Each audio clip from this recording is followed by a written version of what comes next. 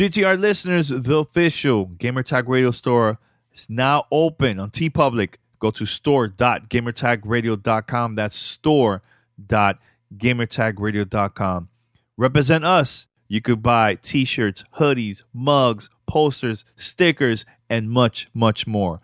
We are planning to add more designs coming very soon to the store, but as of right now, we have a couple of designs available now, like I Love Gaming and the GTR, Gamertag Radio logo, and so on. It's pretty cool. So go right now to store.gamertagradio.com. That's store.gamertagradio.com. Ladies and gentlemen, podcasting since 2005.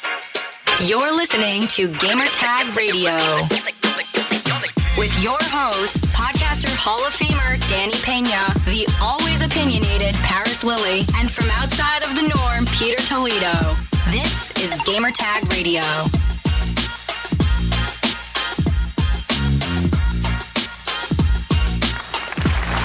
Welcome to episode 765 here at Gamertag Radio, and this is your host Danny. And joining me this week, we have the whole Gamertag Radio crew. Let's start out with Pete. Pete, what's going on, man? Drinking my cup of coffee this morning. The Dubs came back yesterday, showed improved. I keep playing God of War. God, it's such a good game. It's been a good weekend, dude. It's been a good weekend, dude. That's good. So you haven't finished the game at all? No, I have not. I don't even know what part I am. I don't even know where in relationship to like 50%, 40, 30. I don't even know where I'm at right now. And I don't care. Okay. I'm just enjoying the game. Yeah. Game is good, man. Make sure to do the side quests. I think it helps build your character and also your son. Because it gets really difficult later on, man. Oh, no. I just finally got Atreus's armor and stuff like that. So it's like I'm building him up, and you know, I've been just playing, just taking my time with it. I'm kind of like been Paris with Witcher, right? You know, he just plays it, right? And so that's what I've been doing. I've just been like, yeah, stop. Let me just jump on God of War. And I'll jump on God of War for like 2-3 hours and then just disappear, and then come back for air. It's just been fun. It's just a great experience overall. So much fun. Yeah. Actually, Pete, the past 2 days I've been playing a lot of Division. Been doing a lot of like I saw that global events. Yeah, it's good. Also joining us this week, we have Paris in the house, man. What's going on, Paris? Hey, good morning. And speaking of the Division, that's something I plan to actually play once we get off of this podcast today, because I want to start jumping back into it a little bit on the PC. Just kind of advance where I am. You know the conversation we had offline already the other day, but yeah. I think I want to jump back in, start playing a little bit more, because what I'm starting to realize, look, Cyberpunk 2077 aside, I kind of almost think this is Division 2 might be my most anticipated game to see what it's going to be at E3 that we know of. Obviously, there are surprises and rumors and everything, but of games that we know are coming, this might be my most anticipated to see what it's going to be, for which I expect March 2019, by the way, but for when it comes out. So kind of just want to play again, see, because the bottom line on that, I know we're just jumping right into it, is if they can just take that sequel and just build off of what they've done since that 1.8 update. Like you just mentioned, the global events, and obviously they got, the survivor mode, just things like that. And then say, hey, here's some other new in-game activities that we're going to add into it. It's a layup. It's just like I used to say about Destiny 2 a year ago. To me, that would be a layup, because that's what fans of this game are going to want to see. Not to mention, this gives Massive a chance to fix a lot of the bugs and some of the issues that the original game have had. And if they can demonstrate that and show that at E3 and just moving forward through the summer and into the holiday leading up to launch, I think they're going to get a lot of people on board with it. Because, again, obviously I come from the Destiny community. There are a lot of people in the Destiny community that are looking at what the Division's going to do, because they've either played it already and they've liked what they played and it's something else to do, or they're curious and they want to see, all right, show me something. Show me why I should leave the game that I'm currently playing right now that has all these issues and jump over to your game. So it's kind of where I am, man. So I'm like I said, I'm excited to see what's going to be at E3. Yeah, I just got back from Montreal. By the way, that was my first time going to Canada. It was cool. I had a blast over there, man. So more details about my trip hopefully soon. I'll talk about it very, very soon. But it was a lot of fun over there, man. Never been to Canada. You guys been to Canada? I know Pete has. Yeah, I've been there several times. Right? It's never a dull moment in Canada. Yeah, it's dope. It's dope. So shout out to Ubisoft for inviting me and stuff over there, man. Really cool, man. So more details coming very, very soon. All right, so head over to gamertagradio.com. Also post your comments and feedback. You can share our content, share with your friends, family, just spread the word about GTR. Also, you can find us in different podcast apps. You can find us, Apple Podcasts, Spotify, Stitcher, TuneIn Radio, and other podcast directories. Make sure to subscribe. And if you get the chance, post a review. It will help us out big time. Also, in a couple of weeks, we're going to E3. We have a lot of stuff planned for E3. A lot of surprises. I'm excited for this year's E3 coverage. We have a lot of interviews booked already. So are you guys pumped up for E3, this year's coverage, or what? You asking me or the audience? You guys.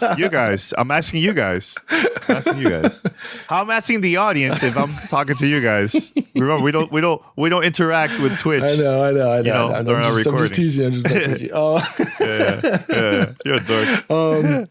No, I'm looking forward to it. I know we've got some challenges this year, obviously. But I think just from looking at the calendar, we've got a large variety of things that we're going to be covering. And I'm looking forward to it. Obviously, there's a lot of titles that have a lot of, that have potential to do big things. And so it's exciting to see those. It's exciting to see some of the stuff that we visited last year and see how they've progressed or regressed. We don't know. So it's going to be a good show. I think it's going to be a good overall E3. I'm curious to see how the ESA has matured in dealing with the public crowd factor. I'm hoping it's for the better. I mean, obviously, I think everybody from the industry is hoping for the better. I'm sure Reed and everybody else they've put on their big boy britches and they're attempting to tackle it. So we'll see how they go. What about you, Paris? Well, I mean, this E3 is going to be a little bittersweet for me because I'm going, but I'm not going at the same time. I know we've talked about this a little bit. I don't think I've fully said it on the podcast, but I'll be there like I'm going to go to EA Play Saturday, right? I'll be there all day Saturday. I'll be there all day Sunday for Xbox stuff and some other things that we got going on that day. Then I won't be around until because I'm working, so I have to go to work. So I will not be at E3 proper during the day. I'll be around Monday night. I'm probably not going to be around at all on Tuesday.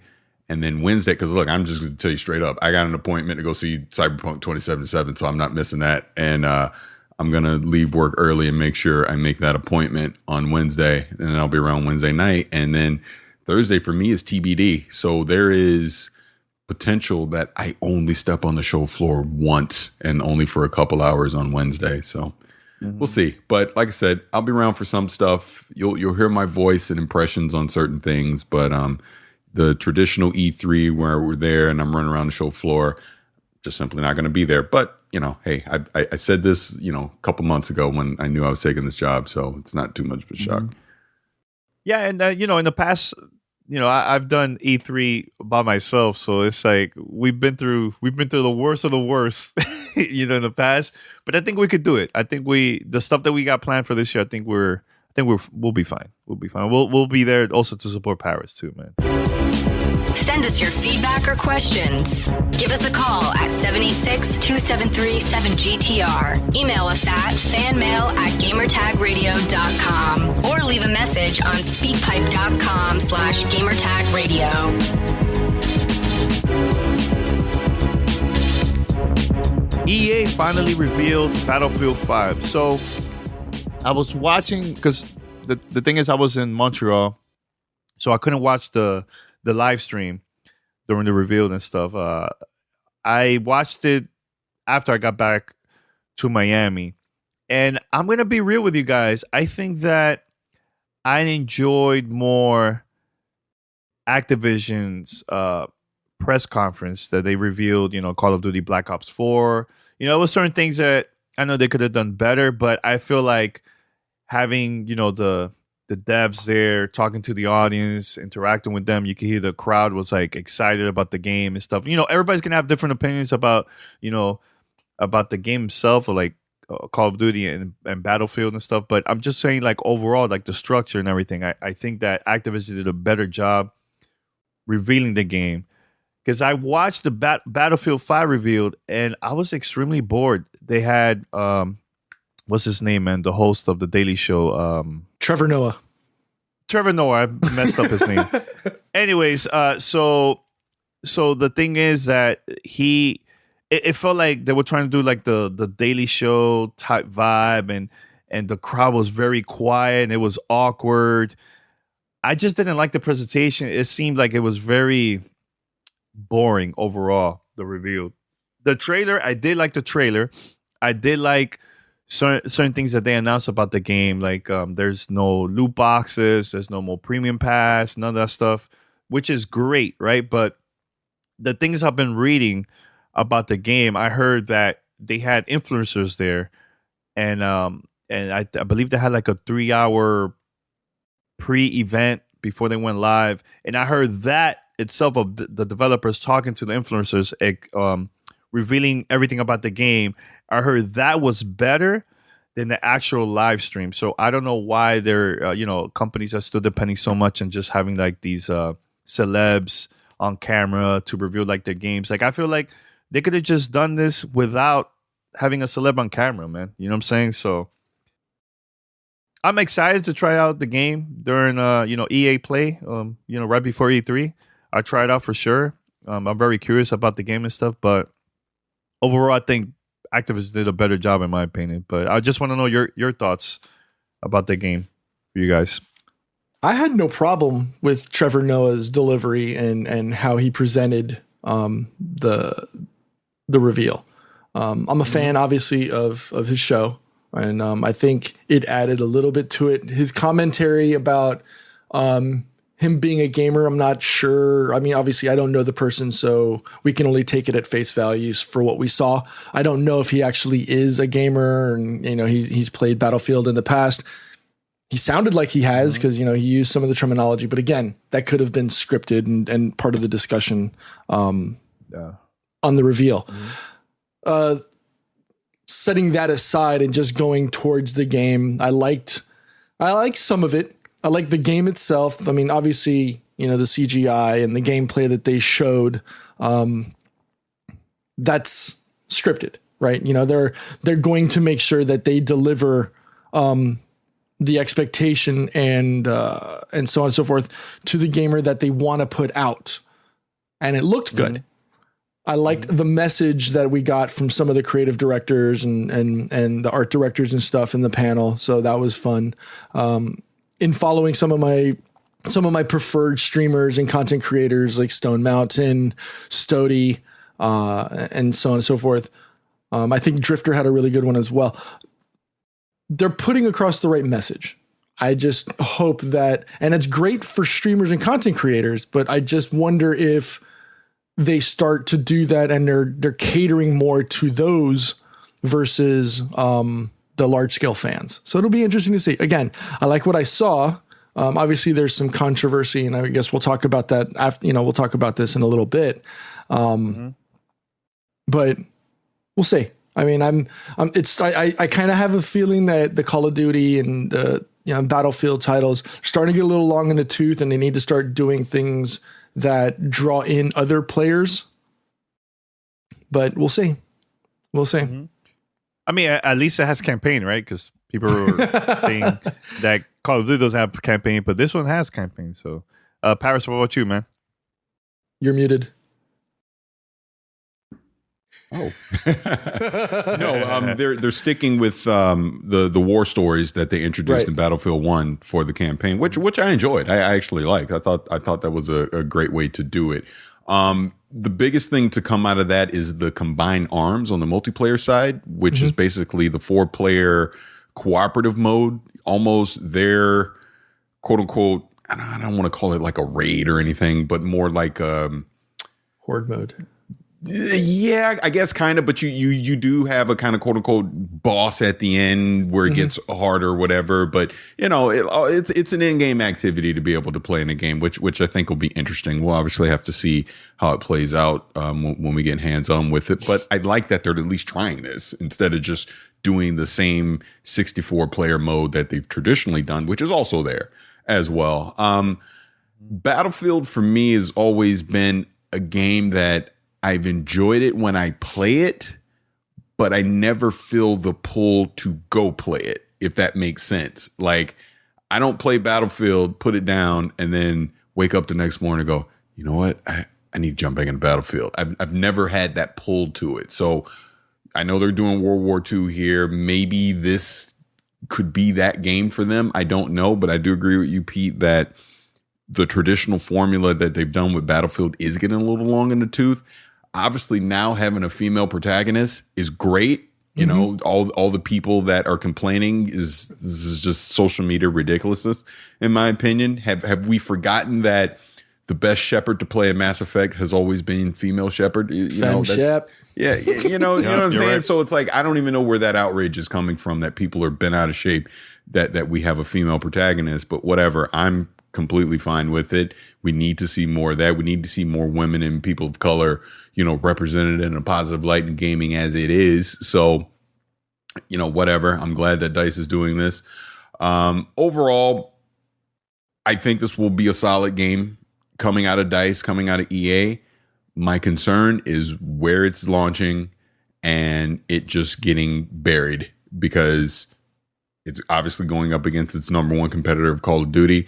And then you got Red Dead coming right behind it. So it'll be curious to see. Like, I think loyal Battlefield fans will go pick this up. I don't think that's going to change, but I don't see them being able to get new people into the series, at least early on. Because like I said, there's just way too many other games that are going to be fighting for your attention in October. And I think it's going to get lost in the shuffle in that way.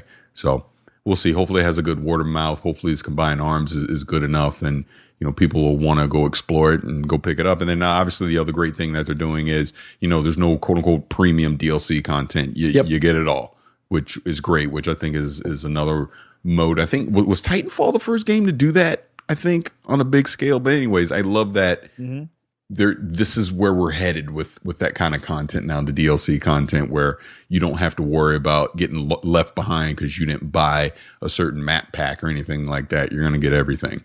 Well, I think the freemium model of supporting the game after the fact with non-game affecting loot, like clear, like gear and clothing and stuff like that, has proven that you don't need to do the premiums, the premium paid services.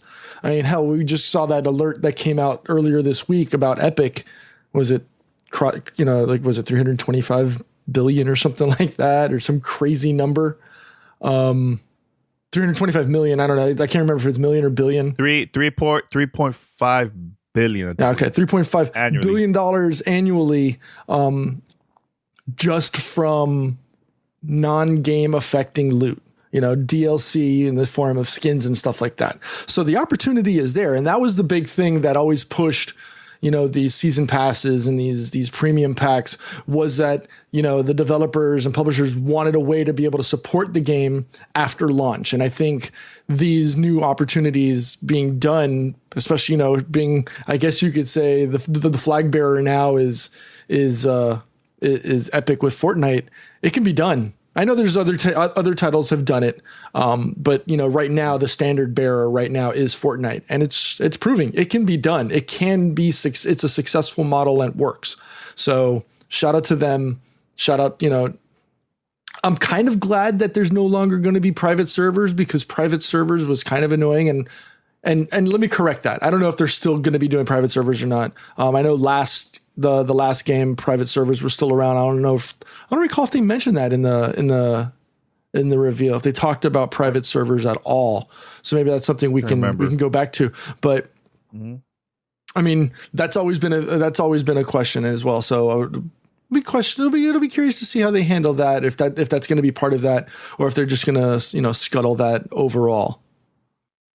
question to you guys: when should this game come out? Because, man, no matter what time they release it, they're still gonna be competing with with Black Ops and also Red Dead and other games that hopefully is gonna also come out around that time. Like, I think this year there's gonna be way too many games coming out, man. Like during the holiday season between October September 16th. all the way to October 16th. Didn't I just say this? I thought you said Okay. I thought you said October. You said October, but I can't remember. I couldn't hear October the 19th. date, but never mind. 19th. Go ahead. 19th. Okay. But what I'm saying, do you think that's even the right time to release the game, though? Because why not? It's the time range that they've always released. It's always been the last 2 to 3 weeks of October. So I don't see why this should be any different. Yes, they're going to be going up against COD and Red Dead. But as Paris said, they have a defined base of players that are going to be buying the game. I think it's going to be touch and go, especially in my opinion with Red Dead Redemption, because I think the anticipation for that title is probably larger than anything. And then Call of Duty's going to Call of Duty. It's going to sell regardless.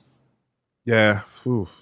Sounds a little challenging, but I guess, I mean, to get the new players, that's going to be tough for any company around that time that releases the game in October. So I don't know. Crazy. By the way, Paris, I know we talked about this in the past. The Wolf Among Us. We play this. I played it on Xbox and also had it on my iPad. Season 1, great game, by the way, from Telltale Games. I know you love that. You love that game too. P, you play that Among Us? Yes, I enjoyed it. And by the way, just I want to go back. Red Dead Redemption is going to be out on the 26th. Call of Duty Black Ops is out on October 12th. So if anything, it's going to be what, less than a week after. It's going to come out less than a week after Call of Duty Black Ops 4. So that, if anything, that is its competition for its launch. And then 10 plus days later is when Red Dead Redemption 2 comes out. So there's a small buffer. Okay. All right. But going back to Wolf Among Us 2, I love that game. I really good. Admittedly got the late pass on that. I know Paris loved it when it came out. I think he had that on his top 5 for the year that it came out. His top 5 favorite games of the year. He did. Yeah. I enjoyed it. So I'm looking forward to it. They've been working on season 2. So the game got delayed to 2019. I think that's good. Take your time, because I really enjoyed the story of the first game.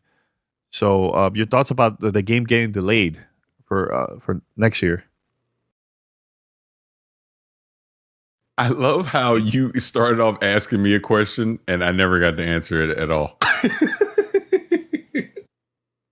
Because Pete cut me off. He cut me off. He started talking about Call of Duty and all that stuff, the dates.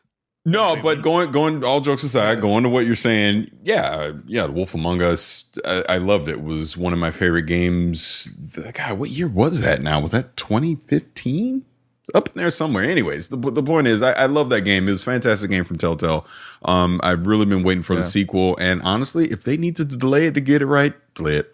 That's how I look at it. I want a solid story coming from that universe, get more Big B and just everything from that fairy tale fable universe. And yeah, I can't wait. I can't wait for them to continue that story and just the characters that they built up in that first game and see where it heads next.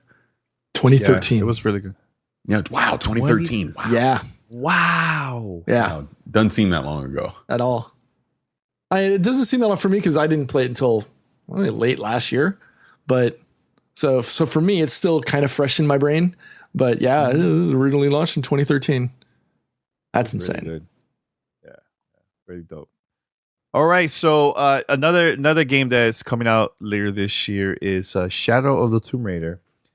This game, according to the developers, is going to be the most difficult game in the series. I know we talked about the game a couple of weeks ago where they decided to remove some of the puzzles of the game. So I was like, man, I really enjoy that part of playing, Tomb Raider and also God of War, the couple puzzles and stuff. But now that they said that this is going to be the most difficult one without the puzzles, I'm curious now. I'm very curious about the game. I know we're gonna try to play the game during E3. Your thoughts about this change, and also making this the most difficult one of the series.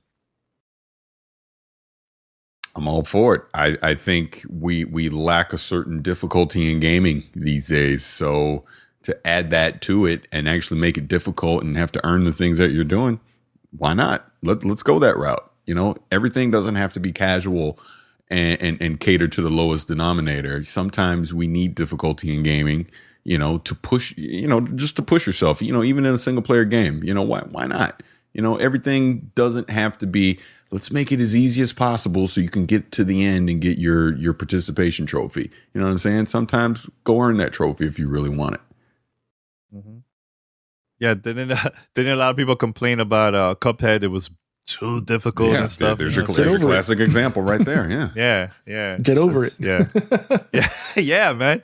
You know, the thing is, you die, keep on going until you finally finish that level or boss or whatever, you know what I'm saying? So that's what I did with Cuphead, and I finished it. My nephew, 6 years old, finished it, you know? So your thoughts, Pete, about this? I know you actually going to play the game too, right? At E3? Yeah. I have an opportunity. It is one of my appointments to go check it out. Looking forward to it. And I agree with Paris. I don't think it's right that franchises adjust their difficulties to cater to a lighter in order to invite a bigger audience. I don't think that's a good thing for games. I think if anything, leave it up to the player. Maybe make it as a plus after completing the game on normal, so it'll allow you to go. I would love to be able to see it even drop in and give us like a realistic difficulty, kind of like Black Ops 3, where you get shot with one bullet, you dead. That's tough. That's really tough right there. Yeah, absolutely. Yeah. But and hell, I mean, I think stuff like that goes back to like World at War, where you got shot with one bullet, you died, you know. And I remember that first scene where you're going down the mountain, and God knows, me and my friends on co-op played that for hours, just trying to get down the mountain, you know, as a team. So I'm all for it. I don't think they're going to get rid of puzzles altogether. I think they're still going to have it. I think it's just going to be the way they deliver the puzzles that defines that game. And I think I'm all for it. I appreciate it. I can't wait. All right. So we're going to go now with our Miss Leo E3 predictions for this episode. And this time we're going to talk about PlayStation. So yes, Miss Leo E3 predictions. Hey, darling, this is Certified Psychic Miss Leo. Now, I can usually tell you things about your future by using the power of my tarot cards. But when it comes to video games, only the guys at Gamertag Radio can give you the E3 predictions. Ya hear me?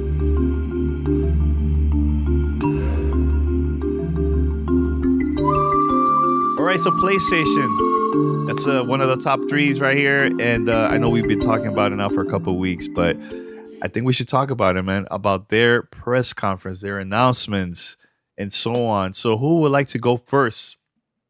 Sure. PlayStation. I will go first. And to no one's surprise, let's see. They're going to show Spider-Man. They're going to show... They're going to show what was the Ghost of Vinya. They're going to show, is that how you say it? I think that's how you say Ghost it. Ghost of Tsushima. Tsushima, thank you. They're going to show Death Stranding and Last of Us 2. And I think they'll show some. They're going to show some VR stuff.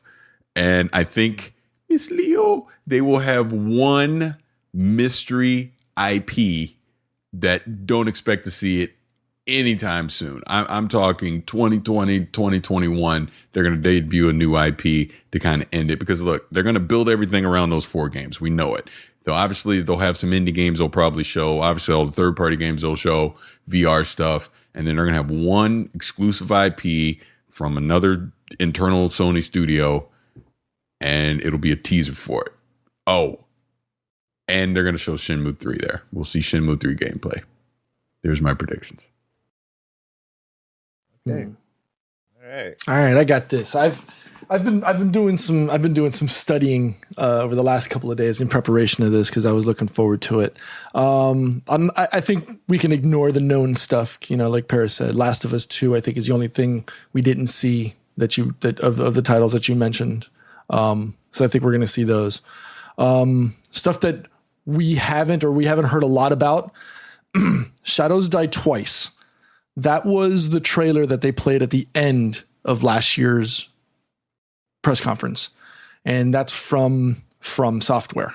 I think that is going to be what becomes Bloodborne 2. We're going to see a new remaster project from Bluepoint. And I don't know I don't know what title it's going to be, because they're the ones that did Shadow of the Colossus. I don't know which of the 3 titles that I'm about to drop is it going to be. Is it going to be a Metal Gear Solid 20th anniversary remaster? Is it going to be Demon's Souls, the 10th anniversary remaster, or Ico? It's been a minute since we've seen an Ico title. And I think if there's anybody that can drop a solid remaster for 2018, 2019-ish, I think Ico will be the right one for that. They may have mentioned last year of a title called Concrete Genie, which kind of has me kind of curious and interested. So I think we'll see something like that. I think we'll finally see the Final Fantasy VII remake that Danny, fainted 3 years ago for at the press conference. I think they're going to talk about more PlayStation Plus stuff, because they need to bring out some more incentives for people to add on to that membership. I think we'll start seeing VR titles being added to the PS Plus membership program. And then I think we're going to see my Miss Leo is going to be Darksiders 3. Is that a let me dream, or that's more of actual prediction? No, that's just a prediction. That's not a let me dream, because I'm not I don't have a hard on for it. I just think that's the one title that they haven't been talking about lately, that I think they're going to drop that, similar to the way they did last year with Shadows Die Twice. I think they're going to drop that at the end, which is going to be Darksiders 3. Okay. So originally I thought that Borderlands, the new Borderlands that we're going to announce there, but scrap that. That's not going to happen anymore. But I do think that Sony is going to announce a new hardware at this press conference. I know you guys probably saying, hardware, really? Yes, I think they're going to bring back the classic PlayStation, the original PlayStation. It's similar to like the Nintendo Classic and the Super Nintendo Classic. I think Sony's going to do the same thing with their first console and have maybe 15 to 20 games available inside the system, and they're going to announce it at the press conference. I know there's been rumors going on now for like the past few days or week or so about it, and I think it's going to happen at their press conference. Third party, yes, of course, Destiny's going to be there. Call of Duty, of course. That's 2 Activision games there. I think they're going to show very short trailers of that. Third party. I'm thinking who else they will. I think Bethesda, Bethesda showed at their press conference. I think they're going to show it at this press conference, at Sony's press conference. I don't see Ubisoft showing anything at Sony's press conference. And I think that's about it. I know you guys talked about the 4 titles, of course. I'm a little bit worried that they talked about 4 of those games and no mentions about Dreams, which that title they've been working on for a while. I wonder why, but yeah, I forgot about Dreams. Dreams will be there. Dreams will be there. Dreams will get a date, I think. But you think they're going to show trailers and all that stuff? Because they didn't. Well, they show trailers every year. I think they're going to finally show gameplay for it. It's got to be coming out soon, right? It's got to be. We've been talking about for 3 years. And same with Days Gone. Days Gone will get a showing there as well. I mean, I think that and Dreams are early 2019 games for them. Does Days Gone have a date, or did that get pushed back? No, I mean it's been featured in Game Informer's had a big write up for it, and they've shown some gameplay, talked to lead game designer and all that. I mean, it's sounding like an early 2019 game, but it does not have an official date yet. Actually, I could see Square Enix also maybe showing something there. Now, Kingdom Hearts.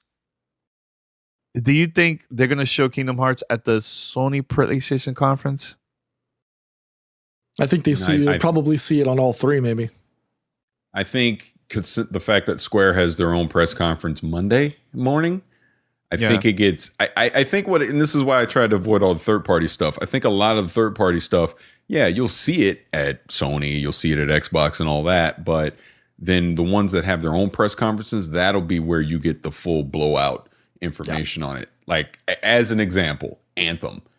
Anthem's going to get its full blowout at EA Play. And then I think at the Xbox press conference the next day, they'll show it again. And, oh, by the way, here's the marketing exclusive content that you'll get only exclusive. On Xbox. Yeah. Something like that. Yeah. Okay. Oh, and since we're on PlayStation, because we didn't address this at the top, not that I'm going to pat myself on the back and say I was right, because I did waffle on the date a little bit, but it is looking like PlayStation 5 is going to be 2021. Because remember, the news came out that, hey, PlayStation 4 is entering the end of its life cycle. People freaked out on, oh my God, PlayStation 5 is coming this year. And I was like, nah, it ain't coming this year. I go, they have no incentive for it to come this year. It's probably 2021. And then sure enough, they've now come out and said, don't expect a new PlayStation until 2021. Another 3 years.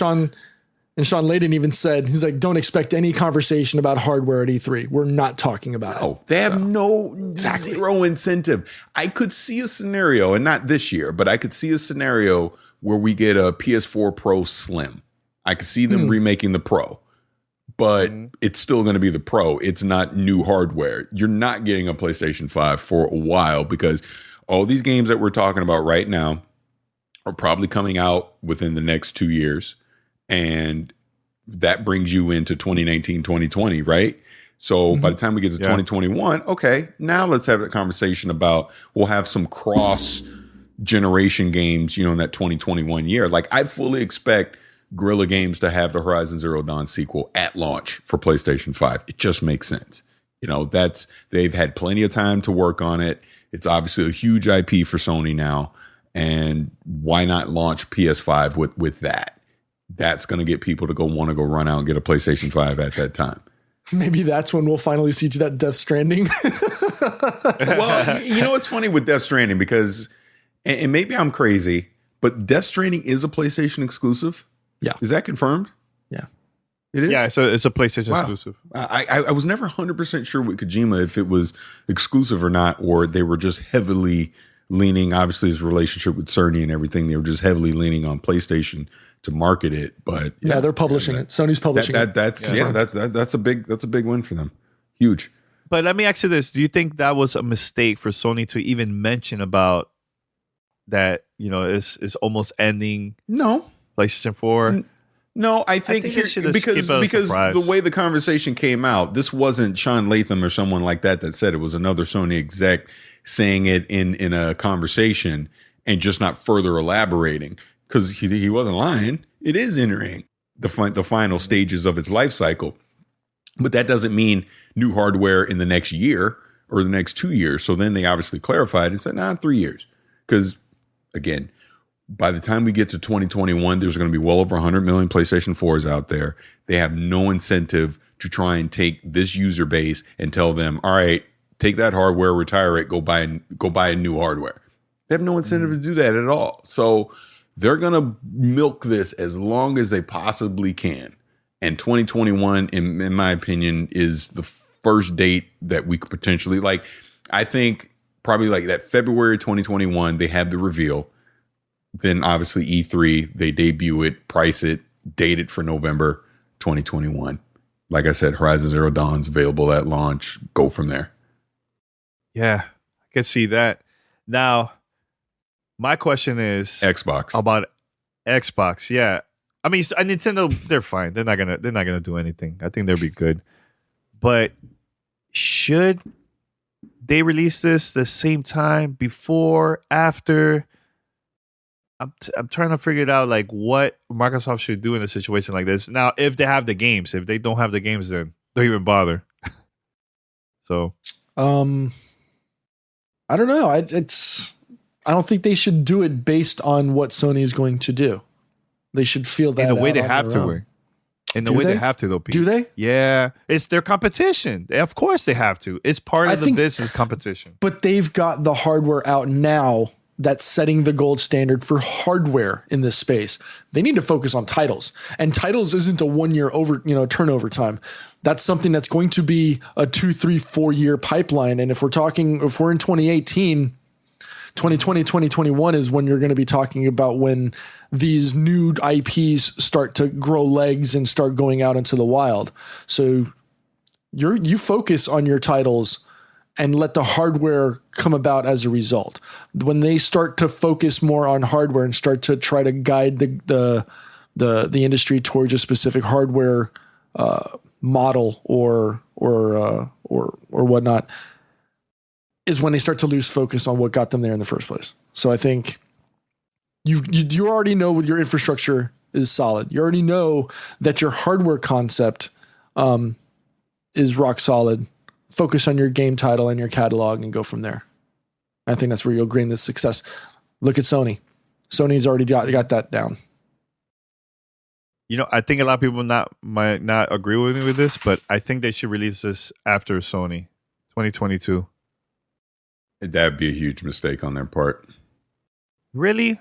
It would. They can't afford to lose that momentum. Again, let's just go back in history. Microsoft killed off the original Xbox One early so they could release the 360 a year before PlayStation 3. And they came in obviously at a cheaper price, and that propelled them into winning that generation. Then we look at what happened this current generation. They both released at the same time, but PS4 was $100 cheaper. They had that momentum, and it's propelled them to where they are now. So if you then go to 2021, PlayStation 5 releases unopposed at $399, by the way, because that's another key thing. There's no way that Sony can release a PlayStation 5 any higher than $399 because they've already established with the PS4 and the Pro, that's the price.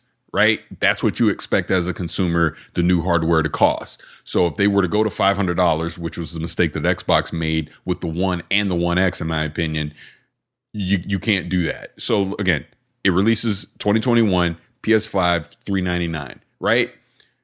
Unopposed. You get, Horizon Zero Dawn, all these third-party games that come out for it for an entire calendar year before Xbox says, hey guys, we're going to join the fight too, $399, and now we're catching up with all our games as well. You've already had a year head start for people that if they're going to invest their money, they've already continued to invest in PlayStation versus saying, all right, well, maybe I'll give Xbox a try this time. Xbox has, in my opinion, has to be their day one. They have to have a full lineup of games, and the price has to be the same and or cheaper than whatever PS5 is going to be at launch. And not to mention for me anyways, because again, I've said this before, what's the point? Both of them better be 4K 60 day one, all their games. Or why are we even going to the next console generation? We've already established 4K 30 this generation. Don't make the mistake that both of them made in 2013 and not really change anything going into the next generation as far as technology and fidelity and all that goes, because that was, in my opinion, was the mistake both made in 2013, not having 1080p 60 day one at launch for that hardware, where if they would have waited another year for both, we probably would have had 1080p 60 for both of those consoles, which again is what the PS4 Pro and with the Xbox One X should have been the consoles at launch back then. But that's just my opinion. What do I know? But see, you mentioned about, Xbox releasing this console first, but you never mentioned anything about the Ring of Death, because that was a huge mistake on their part too. They were survived it, but they survived it though. But they wasted a lot of money on that. A lot of money. But what does that have to do with what I just said?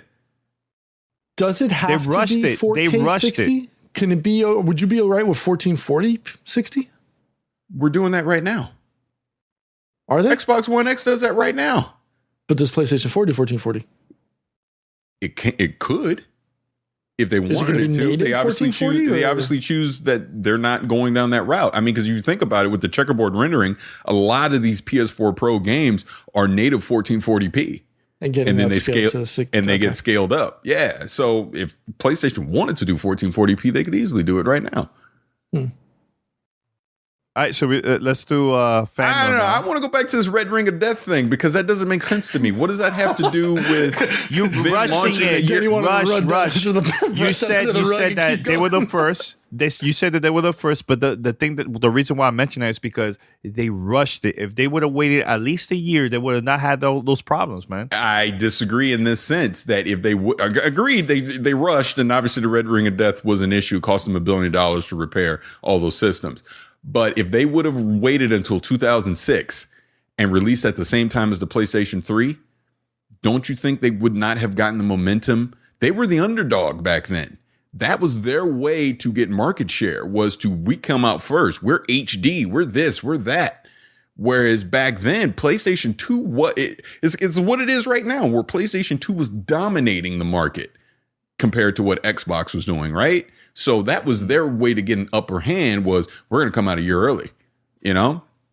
So what I'm saying in this scenario is, I'm not saying the Xbox should try and beat PlayStation to the punch, but they damn sure better release at the same time, or you're going to lose momentum in that sense, because this time, neither one of them would be rushing to put out a console in 2021. It's been 8 years by that point. So it's not a rush, but you better not extend it to, you're basically saying Xbox should wait 9 years before coming out with another console, a next generation console, where Sony's saying we're going to come out in 8. They've had a full head year start. They're going to continue to keep the market share that they've had. Xbox they will lose momentum, the momentum that they already don't have. They'll lose even more if they were to wait another year, in my opinion.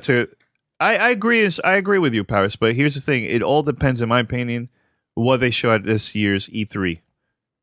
If they don't have the games, and they don't have the roadmap, like you've been saying this now for a while now, then what's the point of releasing a new console if they don't have the games? So by them taking their time, not rushing it, they will also have better games. And at the same time, the system is not going to be rushed. You know what I'm saying? So that's the reason why I said that. So, all right, should we go fan mail now, or you want to say anything else, Paris, before we... just in case. Wait, but why is that funny, though? I mean, like I said, I was just asking the question on the Red Ring of Death, like how that was relevant to the conversation. Because they rushed it. That's the reason I brought it up, because you said they were first. Let's go to fan mail. You said I it was don't feel first. like arguing this. I don't feel like arguing it. Let's go to fan mail. Oh, my God. All right. I just don't understand why that was funny. What? Forget it. It's all right. Yeah. All right, here goes. Here goes. All right, it's time for fan mail. Fan mail at gamertagradio.com.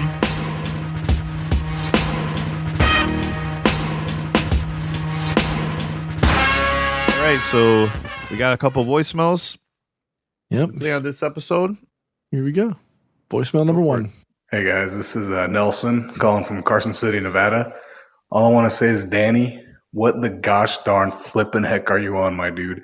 Blackout mode will definitely be at E3, and I'll do you one better. They're going to announce the beta for August or September. I almost want to be bold enough to say that they're going to announce it and say, yo, go download the beta right now, have fun. But I'll cool my jets a little bit on that. Might be too soon. Anyways, keep up the great work, guys. Talk to you later. Thanks for calling in. What do you think? All right, this is not no hashtag let me dream. This is for you. Hashtag keep on waiting, because that's not going to happen. It's going to happen at Gamescom. That's the truth. You can say whatever you guys want. Gamescom is where they're going to show that mode. But so keep on waiting, sir. Thanks for the call. So let me ask you this question. Yes. What are they going to show at E3 for Call of Duty? Multiplayer. They already did. We literally just played multiplayer. They just showed it. Multiplayer. So they're just going to do the reveal event again. Yep. Multiplayer. Yeah, you're smoking it. Okay. All right. So let me ask you this, Paris. You went to the Destiny reveal event, right? We've already gone down this road. Yes. Okay. I'm just saying they showed the same exact thing. It's Activision. That's the way how they are, man. Always been that way. They always been that way. They save the best for last. Always. They're not going to show Blackout E3.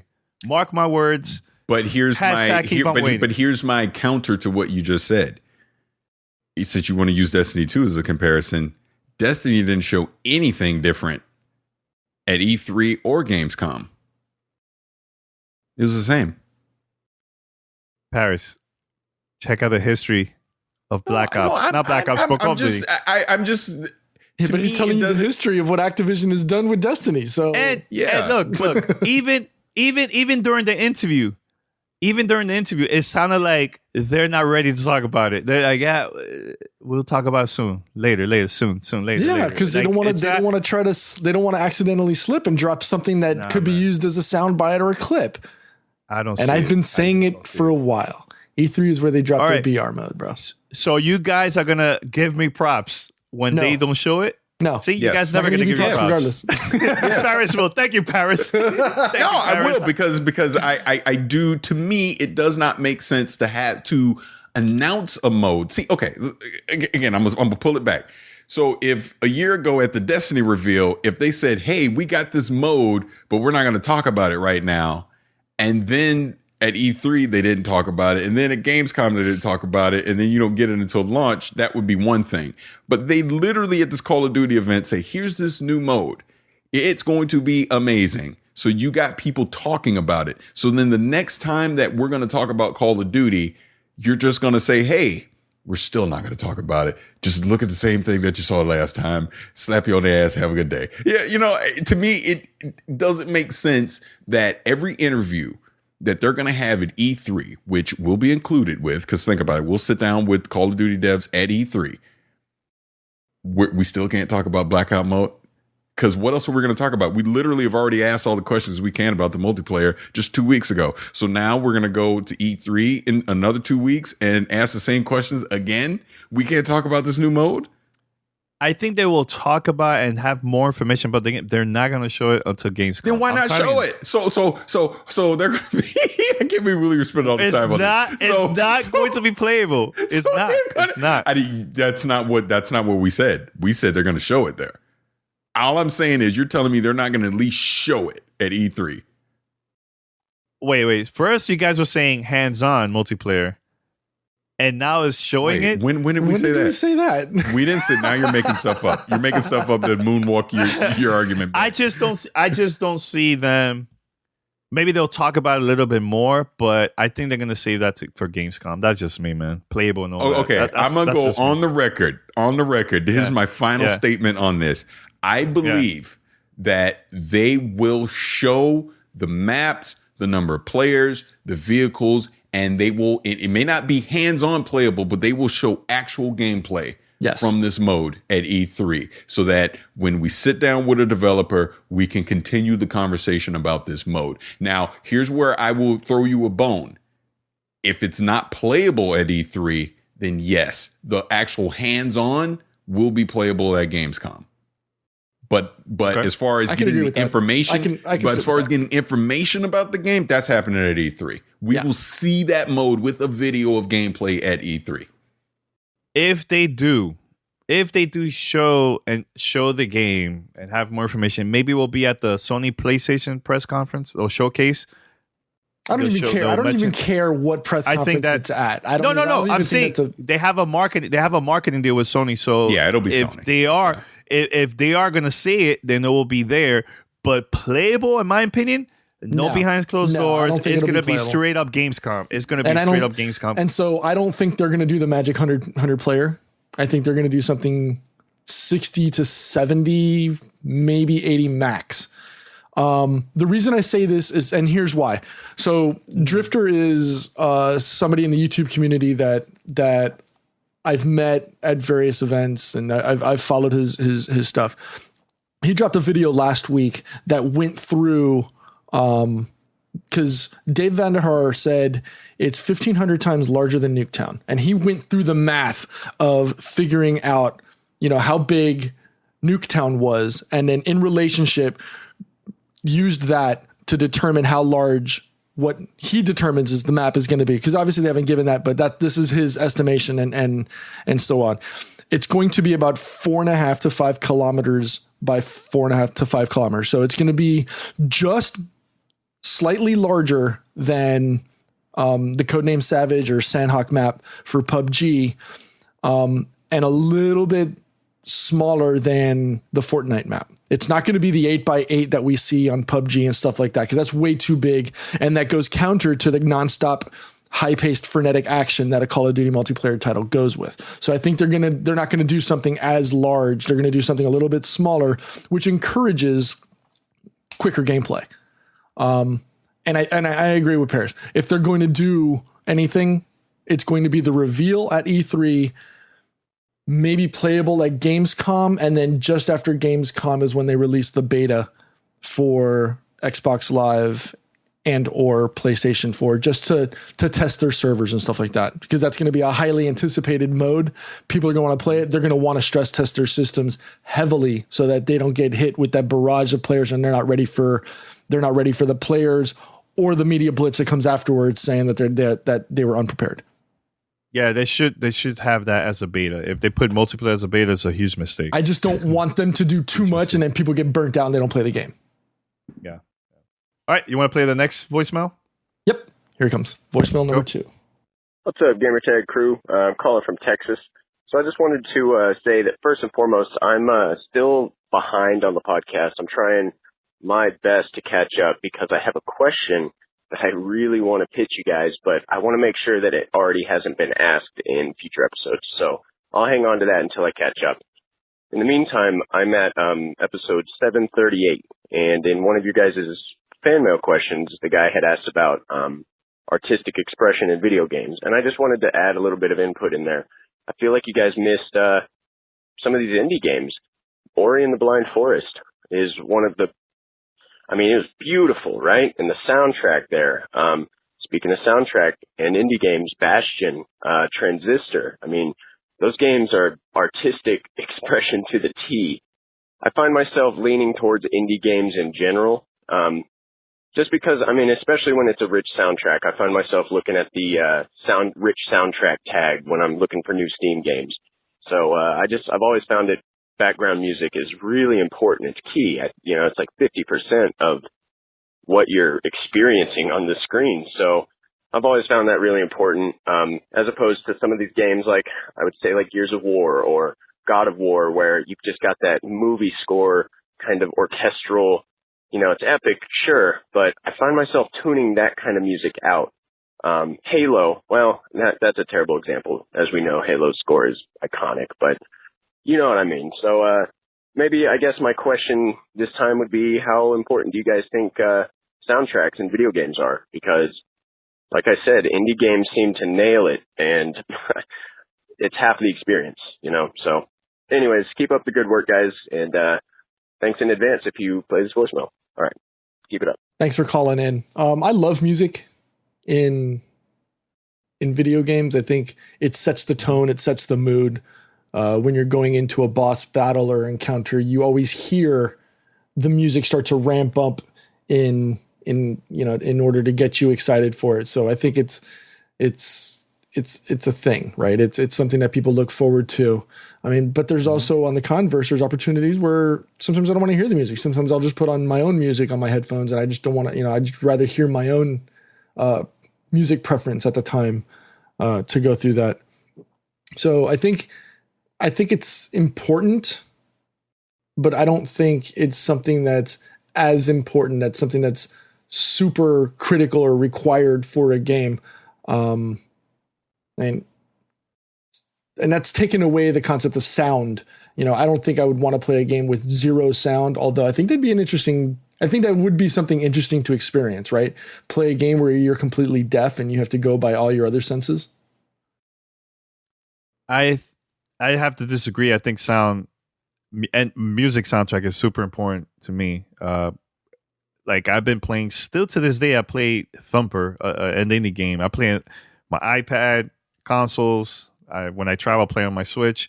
Also, another game too that I've been playing a lot lately that has a great soundtrack. Highly recommend is N Double Plus puzzle game. Amazing. I think music is super important, man. Cuphead, when the last boss battle, that song while I was playing against the battling out with the boss, dude, that was just freaking amazing. I love the soundtrack. It to me, it gets me more hype about the situation I'm in when I'm playing against a boss battle or something like that. So music is very important. Still to this day, I could play Final Fantasy 3 on my Super Nintendo, and that soundtrack is freaking fantastic, man. So I know he mentioned Ori and other games. Yes, Ori has a fantastic soundtrack, man. And lately I've been playing a lot of indie games, man. A lot. I have a lot of indie games on my Switch. So when I'm traveling, I have my headphones on, blasting the music all the way up for me, so I can have a better experience when I play, man. So that's my opinion right here. So, I think you missed my point, though, Danny. I'm not saying that it's not important. And with Thumper, it's a different experience because the music is the game. You have to play it to the beat, so it's kind of sound. So I would almost pull music-based games out of that question. And I don't want you to get me wrong. I do think that sound or music in a game does have its importance, but there's times, and it's a preference. Sometimes I don't want to hear the music. Sometimes I would much rather hear just the sound effects. You know what I mean? And BR, I don't want to hear the game music. Or like if I'm playing like Call of Duty or another game like that, sometimes I don't want to hear I don't want to hear the soundtrack. I'd much rather just hear the effects of the game. I'd much rather just hear the battlefield. Like if you're trying to go for immersion, you don't go into war listening to headphones. You know what I mean? I'd much rather hear the sound of the world. So not in every game, just in some. You want to say anything, Paris, or you're good? I mean, there's not too much I can really add to that. I appreciate the voicemail, other than to say, yeah, I mean, music is a critical component of gaming. Like I said, it is 50% of the experience. And like you brought up the Cuphead scenario at the end, it's like when you have music can drive you into a certain emotion when you're experiencing something, depending on how it's displayed. So, again, I'm trying to think of. I can't remember. Oh, no. Again, I know I talk about Destiny too much, but the music that was playing during the Wrath of the Machine raid on the final encounter where Axis, it had such an epic nature. And like literally, you can ask anyone that played that raid, a lot of people would actually turn the music off because it would just get your heart rate going. Like it would get you so hyped up that you didn't even want the music playing because that's just how much that music moved you in that game. And I know he talked more on the indie side of gaming. I think it's even more important in an indie game because obviously indie game is going to be smaller. It's going to be more intimate. It's not going to have that big budget feel to it. But you could take music from an indie game and it could completely transform that experience for you. Again, depending on how it's used in the game. So I really like that question. I thought it was great, but I think Pete and Danny, you expressed everything I would want to say on it. So I'll be quiet and move on. All right, awesome, man. Great. Any more questions, Pete? I think we should just do one more. I think we're kind of running. Yeah, long one here. more. One more is fine. Here we go. Hey guys, what's going on? It's Mike Alvarez, aka Hungry Bear from Miami, Florida. And Danny, I'm referring to episode 750, where you talked about live performances versus those pre-recorded ones. I personally prefer those live performances. I'm a big Xbox fan, and I was able to go to last year's FanFest, and so I was able to see the press conference right there, the briefing, and I thought it was awesome seeing Phil come up there. It's cool to be able to see that stuff. I rather prefer that. I remember the reveal for Halo 3 back in the day, and that stuff just it surprises me. It keeps me on the edge of my seat. You have the VGAs, those live things, all that stuff is really sweet. I prefer that rather than like a pre-recorded video. It kind of seems kind of cheap, especially for those people who they make it out there, and then it's just a video. Like you could just watch that in your house, and then too much of that. You just start seeing E3. A lot of people were complaining about the Coliseum last year. It didn't work. It was really, really busy. And so if you have all these pre-recordings, if the things don't work out that way, just less and less people will show up. But if you have that face-to-face value that, you have people in the briefing, they're talking to Phil, they're talking to other different people, that's something special. So anyways, that's my opinion. I rather have something live than a pre-recorded video. It just seems kind of cheap having a pre-recorded video. You see Phil with a shirt and you get hyped. So that's my opinion on it. But thank you guys for what you do. Keep up the hard work. All right. I tend to agree with him. I don't want to go to a press conference and just watch a video, because it almost feels like I'm sitting at home watching a YouTube video of a press conference. I don't know how I feel about that. But again, like I said during the show when we talked about it, it's a necessary evil in the sense that you want to go there to be able to gauge the live response from the crowd. You want to use the crowd as a hype man, so to speak, for the title or for the product or whatever it is that's being announced or unveiled. But let's not get it twisted.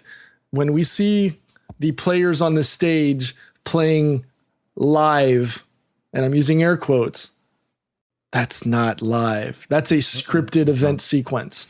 So I agree. I still think that, yes, the press conferences are a necessary component of these shows, primarily to be able to gauge the live audience. And at the end of the day, it's a marketing thing. You want to be able to hype up the product or title, see the live response, but you truly want to get it to succeed. And the only way that you're going to get it to succeed is you got to bring it out there. You got to bring the dog out. You got to show it off. You got to groom it. You got to make sure it does its tricks. And then you send it back to the back of the stage.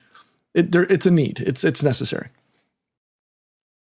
Yeah. I know you brought up about when they have like players playing like a demo, something like that, a developer playing a demo during a press conference.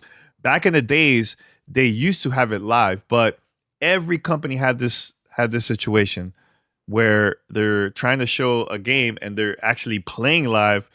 Either the dev kit is not working or it freezes or something. I know years back they showed Assassin's Creed for the first time, and they were actually showing a live demo. It was buggy. When they show it for the first time, it's just bad, right? Zelda had that situation too. Nintendo, Sony even had that issue too back in the day. So yes, all those are pre-recorded stuff, but to me, when they speak to the audience, you hear the audience getting crazy, loud. Like it's a different feeling, man. Like that to me is so special when they show Beyond Good and Evil for the first time. They announced it at the press conference. Was it last year or so? At the Ubisoft press conference, the crowd went crazy. You're not gonna get that excitement based on just they show a video and that's it. But interacting with the audience and the audience back home are watching it, we all feel like we're connected into one, man. Getting that same feeling instead of just showing a trailer. You know what I'm saying? So I still to this day I love going to Nintendo press conference back in the days. In a way I do miss it. Nintendo Direct is cool and all, but man, it's just that connection, man, face to face with whoever's on stage. It could be a developer or a producer and so on. That to me is more powerful than just showing a video and that's it. So that's why I always mention that. So, Paris. Not too much I can add to this because, I've made it clear that I lean more towards, I just think in today's society, today's way social media works, I don't think we necessarily need all these sizzle reel live events to display off, which is basically just glorified marketing campaigns. I get what you're saying as far as, yeah, there's those moments where like they showed a Beyond Good and Evil 2 or announced it and the crowd goes crazy. I understand that. That's going to get people excited and all that. But that's getting people excited that are sitting in the crowd, not the other millions of people that are watching it online anyways. So I go back and forth on it. Look, we've obviously been very privileged that we get to see a lot of these things in person and get to experience that. But I'm trying to look at it from the majority of people. They don't have that experience. So I think for them, what's the difference between having a live crowd cheering because they see something or just getting something pre-recorded and sent to you via social media, YouTube, Twitch, or whatever the case may be anyways? I don't know, but that's just me. That's just my opinion. I can understand the importance of why, like even the caller said that, he prefers that. I get it. But for me, doesn't matter either way. No, I agree with you, Paris, on everything that's going on now in today's society and stuff. But dude, let's go back when we watched a leaked video that somebody recorded the demo of Halo 2 for the first time that they showed at E3. The crowd was going bananas in that room, right? I'm at work, my old job, watching this video for the first time, and it got me excited because hearing the crowd's reaction to while watching that for the first time. And that was live. This is a time where I wasn't going to E3 at all, but watching that from home or from work, I was repeating that video over and over and over for like maybe almost a year, for months until the release of Halo 2. So that's the thing I'm trying to say. Like when people get excited at the venue they're at, I think they also will send that energy to the people that are also watching at home. I got that feeling, and I wasn't there at E3. You probably were there, so you probably got a different experience than me. So. No, I get it, and like I said, for back then, yeah, I get it. It totally makes sense. I'm just thinking now. I don't think it's the same anymore. But this is my opinion. I could be wrong. I'm not saying I'm right. No, it's just a conversation. It's all good. It's all good. But it was cool. It was great recording this episode with you guys, man. I'm pretty pumped up. Wednesday, we're not going to have a live stream because I already have some stuff recorded for Wednesday/Thursday episode. So make sure to tune in. Also, go to gamertagradio.com. Post your comments, feedback, share the content with your friends. Also, you can check us out, Spotify, Apple Podcasts, Stitcher, TuneIn Radio, and other podcast directories. If you have the chance, post a review on iTunes, Apple Podcasts. It will help us out big time to get, climb to the top of the charts and get new listeners and stuff, man. So, and end the show.